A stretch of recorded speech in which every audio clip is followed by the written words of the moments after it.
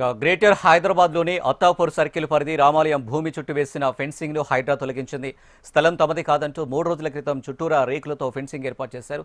దీంతో పరిసర ప్రాంతాల ప్రజలు అభ్యంతరం వ్యక్తం చేస్తూ ఆందోళన చేపట్టారు. ఘటనా స్థలాన్ని ఎండోమెంట్, హైడ్రా, పోలీస్ అధికారులు పరిశీలించారు. తెల్లవారుజామున ఘటనా స్థలానికి చేరుకుని భారీ పోలీస్ బందోబస్తు మధ్య రేకుల ఫెన్సింగ్ను కూల్చివేశారు.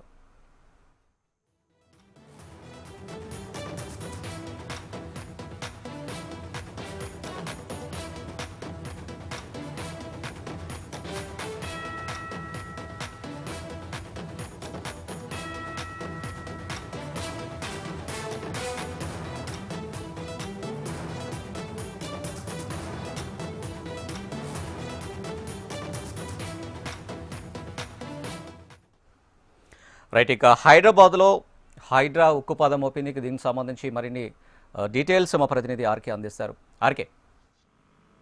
అనిల్, ఏదైతే హైడ్రా మరొకసారి ఉదయం ఆదివారం తెల్లవారుజామునే అక్రమ కట్టడాలకు సంబంధించి కూల్చివేతలకైతే వెళ్ళడం జరిగింది. పోలీస్ భారీ బందోబస్తుతో ఆ ప్రాంతానికి అయితే చేరుకోవడం జరిగింది. వాస్తవానికి గ్రేటర్ హైదరాబాద్ ఏదైతే అత్తాపూర్ సర్కిల్ అంటే నలంద నగర్ వస్తుంది, అత్తాపూర్ సర్కిల్ పరిధిలోకి అయితే రావడం జరిగింది. అక్కడ రామాలయం భూమి ఉంటుంది. ఆ రామాలయం భూమికి సంబంధించి చుట్టుపక్కల మొత్తాన్ని కూడా ఫెన్సింగ్ అయితే వేయడం జరిగింది. దీనిపైన స్థానికులు కొంతమంది ఫిర్యాదు చేయడం జరిగింది. అంతా కూడా ప్రభుత్వ భూమి అయినప్పటికీ కూడా కొంతమంది దర్జాగా ఫెన్సింగ్ వేసుకున్నప్పుడు కూడా స్థానిక అధికారులు ఎవరు కూడా పట్టించుకోవట్లేదు, స్థానికంగా ఫిర్యాదు చేసినా కూడా పట్టించుకోవట్లేదు అనే అంశాన్ని ఇటు హైడ్రా కమిషనర్ దృష్టికి తీసుకురావడం జరిగింది. దీనిపైన హైడ్రా కమిషనర్ కూడా డాక్యుమెంట్స్ అన్నిటిని కూడా పరిశీలించడం జరిగింది. ఇటు ప్రభుత్వ భూమిగా కూడా ఆయన గుర్తించడం జరిగింది. దీంతో ఈ రోజు ఉదయం మొత్తం కూడా పూర్తి స్థాయిలో అక్కడ కూల్చివేతలకైతే వెళ్ళడం జరిగింది. స్థానికంగా ఉన్న కొంతమంది మాత్రం దీన్ని అడ్డుకోవడం జరిగింది. ఏ విధంగా ఇక్కడ షెడ్లు వేసిన దాన్ని ఏ విధంగా తొలగిస్తారు, ఏ విధంగా దీన్ని ప్రభుత్వ భూమిగా కన్సిడర్ చేస్తారంటూ కూడా హైడ్రా అధికారులపైన తిరగబడే ప్రయత్నం అయితే చేయడం జరిగింది. అప్పటికే భారీగా పోలీసు బందోబస్తు ఉండడంతో వాళ్ళందరినీ కూడా